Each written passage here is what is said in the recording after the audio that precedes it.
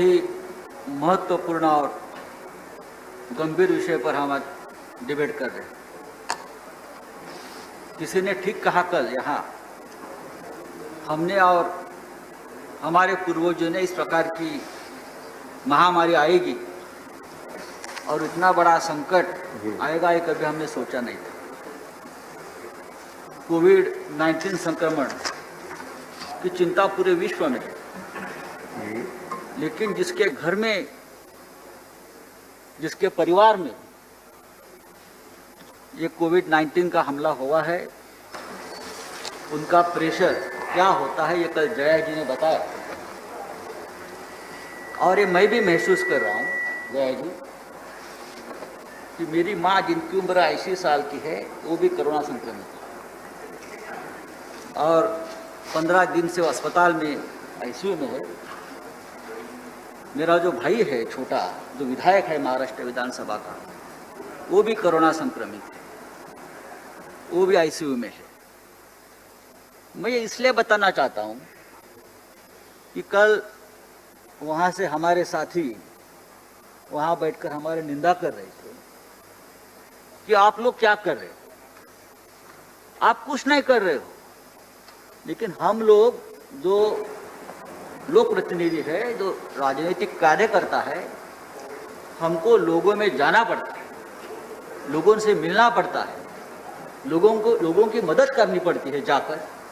इसी वजह से हमारा भी संक्रमण होता है और हमें भी इस संकट से जूझना पड़ता है।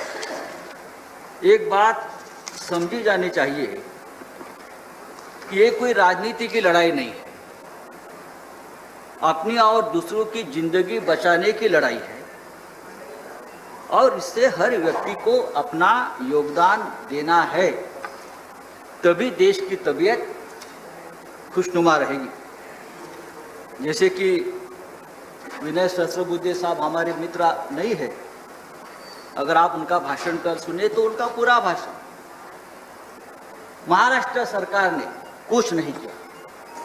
महाराष्ट्र सरकार पूरी तरह से फेल है, सिर्फ निंदा की, खिंचाई की। जहां जहां पश्चिम बंगाल, वेस्ट बंगाल, झारखंड, दिल्ली सरकार कुछ नहीं करते हैं, बाकी सब सरकारें ठीक कर रहे हैं, ये ऐसा नहीं है। महाराष्ट्र में 30,000 से भी ज़्यादा कोरोना संक्रमित रिकवर हो गए। ये कैसे हो गया फिर? क्या भाभी जी के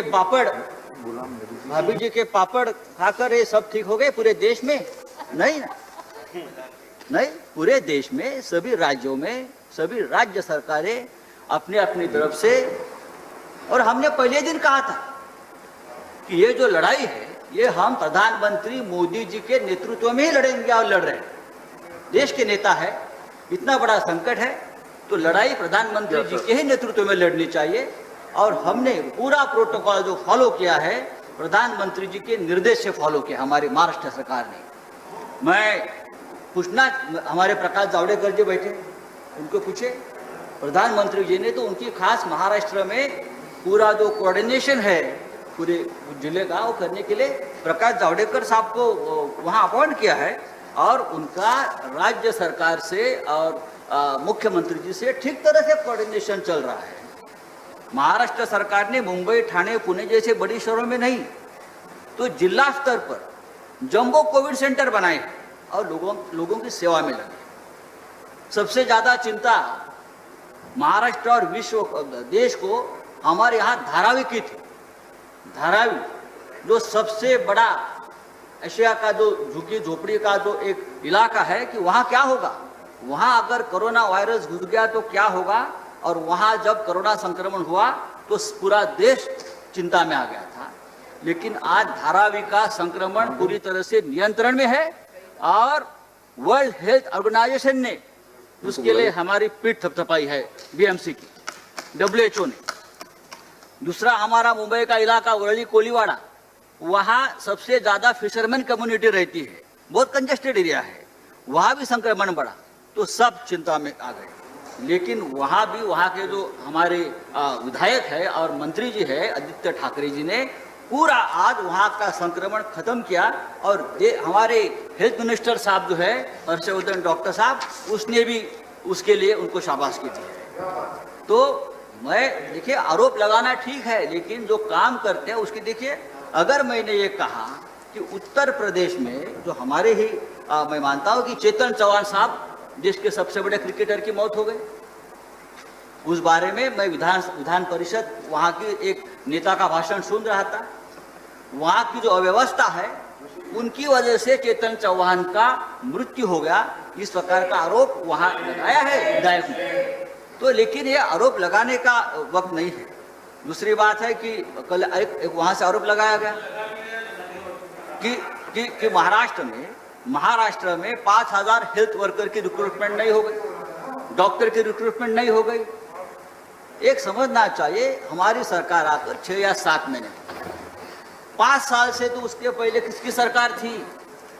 हमारी ही देवेंद्र जी की सरकार थी। तो पिछले वाले 5 साल में ये 5000 डॉक्टरों की रिक्रूटमेंट अगर आप करते तो आज बहुत बड़ा इंफ्रास्ट्रक्चर खड़ा होता। तो ये बात भी समझनी चाहिए, एक दूसरे के ऊपर आपने और हमने किसी के ऊपर आरोप प्रत्यारोप नहीं करना चाहिए।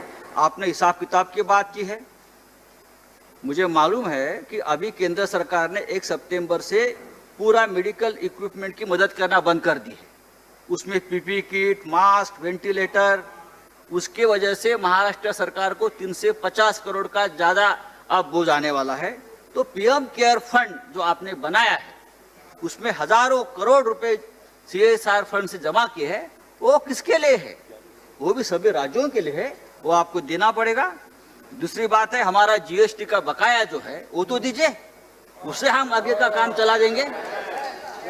अगर आप चाहते हैं कि आप राज्य सरकार अपना कोविड की लड़ाई अपने आप लड़े, तो आपके पास जो हमारा बकाया पड़ा है वो आप दीजिए। सभी राज्यों की बात मैं करता हूँ।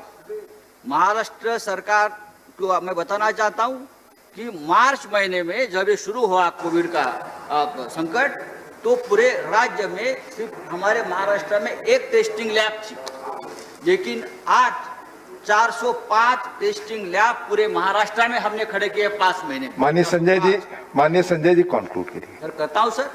तो बात ऐसी है सर कि मास्क तो लगाऊंगा मैं, केंद्र सरकार ने देना बंद कर दिया है, इसलिए अच्छा किया आपने, चेयरमैन साहब ने अभी बता करके हम सबको आग्रह किया था। बात ऐसी है कि केंद्र सरकार के 7 मंत्री संक्रमित हुए हैं, तो ये किसी के ऊपर नहीं है कि आप कौन से राज्य से आते हो। आज मैंने सुना है कि हमारे नितिन गडकरी जी संक्रमित हुए हैं, मैं उनके जल्दी ठीक होने की कामना करता हूँ। दूसरी बात, आज देश में 50 लाख से भी ऊपर ज़्यादा संक्रमण का आंकड़ा गया है, 80,000 से ज़्यादा मौतें हो गई है। तो मैं इतना ही कहूँगा कि इस पूरे लड़ाई में पूरा देश, सभी राज्यों को साथ लेकर हमको आगे की लड़ाई लड़नी होगी। हम सिर्फ राजनीति करते बैठे एक दूसरे के खिलाफ, तो ये 50 लाख का आंकड़ा 1 करोड़ तक पहुंच जाएगा। तो मैं आप इस सदन के माध्यम से मैं सबको, सभी राजनीतिक दलों को, सभी सरकारों को विनती करता हूं, अब ये जब तक आखिरी कोविड पेशेंट ठीक नहीं होता तब तक हम एक दूसरे के साथ कंधा से कंधा मिला काम करेंगे। धन्यवाद संजय जी। माननीय श्री प्रफुल्ल पटेल जी।